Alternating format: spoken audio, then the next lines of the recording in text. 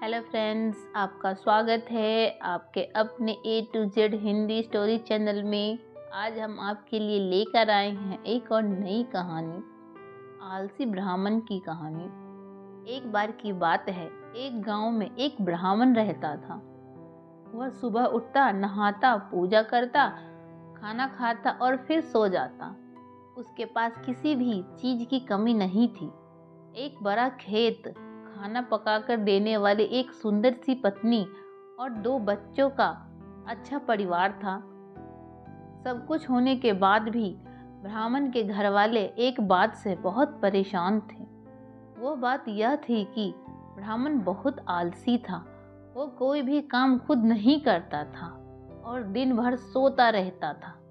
एक दिन बच्चों का शोर सुनकर ब्राह्मण जाग गया और उसने देखा कि उसके दरवाजे पर एक साधु महाराज आए हैं।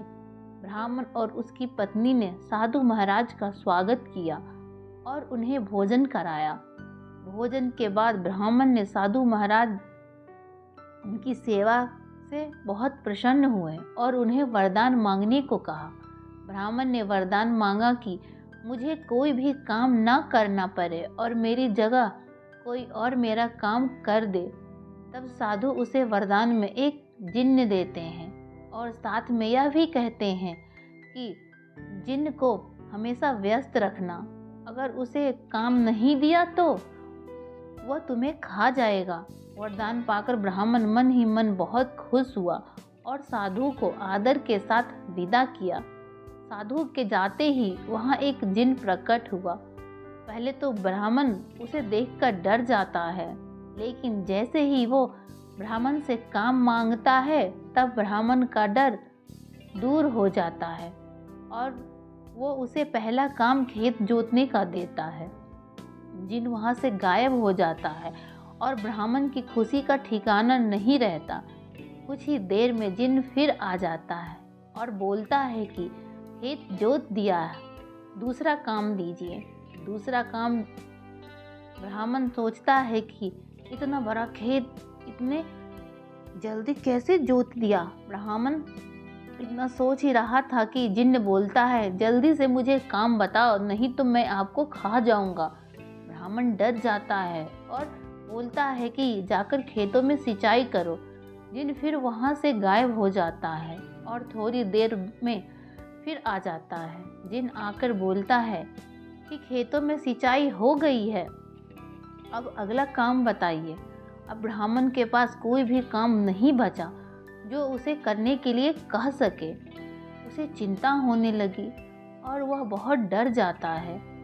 जब ब्राह्मण की पत्नी अपने पति को डरा हुआ देखती है तो अपने पति को इस संकट से निकालने के बारे में सोचने लगती है। वह ब्राह्मण से बोलती है कि स्वामी, अगर आप मुझे वचन देंगे कि आप कभी आलस नहीं करेंगे और अपने सभी काम खुद करेंगे तो मैं इस जिन्न को काम दे सकती हूँ। इस पर ब्राह्मण सोचता है कि पता नहीं क्या काम देगी। अपनी जान बचाने के लिए ब्राह्मण अपनी पत्नी को वचन देता है। इसके बाद ब्राह्मण की पत्नी जिन्न से बोलती है कि हमारे यहाँ एक कुत्ता है, तुम जाकर उसकी पूंछ सीधी कर दो। याद रखना, उसकी पूंछ एकदम सीधी होनी चाहिए। जिन्न बोलता है कि अभी यह काम कर देता हूँ। यह बोलकर वह वहाँ से चला जाता है। लाख कोशिश के बाद वह कुत्ते की पूंछ सीधी नहीं कर पाता और हार मान लेता है। हारकर जिन्न ब्राह्मण के यहाँ से चला जाता है।